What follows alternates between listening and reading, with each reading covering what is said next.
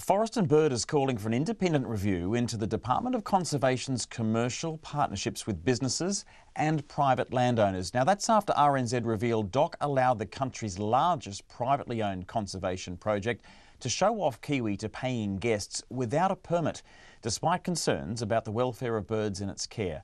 Here's our Hawke's Bay reporter, Anusha Bradley.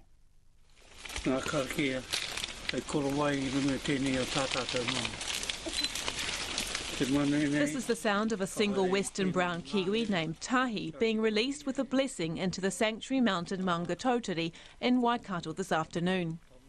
It's hoped that over the next 5 years, 500 kiwi will make this their home.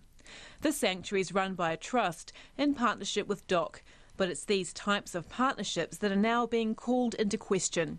It's been revealed DOC allowed the country's largest privately owned conservation project, Cape Sanctuary in Hawke's Bay, to show off kiwi to paying guests who were also allowed to handle the birds without a permit.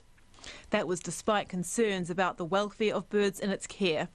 An internal report into the death of 9 little spotted kiwi shows they died from neglect because they were not monitored properly and there was inadequate pest control. Complaints to DOC about the deaths show there were concerns it was the result of the Cape's focus on providing tours to tourists at the cost of monitoring and pest control to ensure the kiwi survival.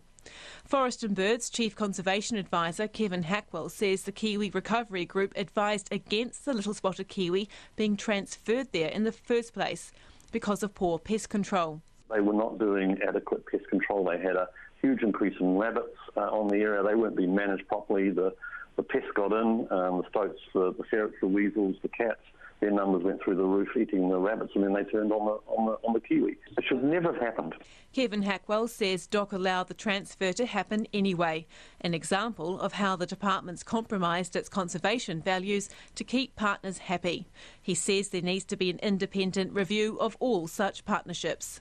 It's an issue at the Cape, it's also an issue elsewhere. Not to say that all partnerships have this problem, but I think it's time for us to review what's been going on and make sure that we are doing conservation for conservation and that we are looking after the best interests of the species that we are trying to conserve, not trying to do what just the partners want.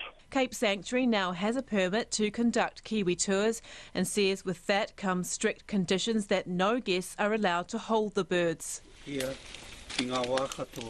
Back at Sanctuary Mountain Maungatautari, Chief Executive Phil Lyons says no kiwis will be cuddled here either, but he admits there is a need to attract tourists. It's a fine line. It's a balancing act, as you will appreciate. We do need a substantial amount of funding to ensure we've got a sustainable conservation operation. So we do have to get the balance right. So we do have to generate and be innovative with generating revenue. The Chief Executive of Kiwi for Kiwis, Michelle Impey, says it should be up to the kiwi handler to decide who handles a bird. And they'll know if a bird is stressed. They will know if the human involved is really stressed and nervous about it. But I think you could quite safely give someone an experience. You've got to trust people's judgment out there. And again, kind of say people connect with it. You know, they don't have to cuddle one to connect with kiwi, but sometimes it helps.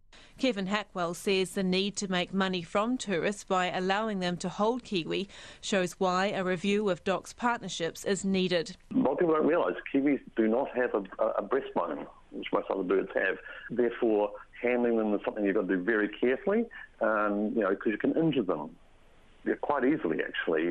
Mr Hackwell says he will raise the issue with the Conservation Minister, Eugenie Sage. Ms Sage was too busy to respond to requests for an interview with RNZ today. DOC has also not responded to requests for comment. In Napier for Checkpoint, Anusha Bradley.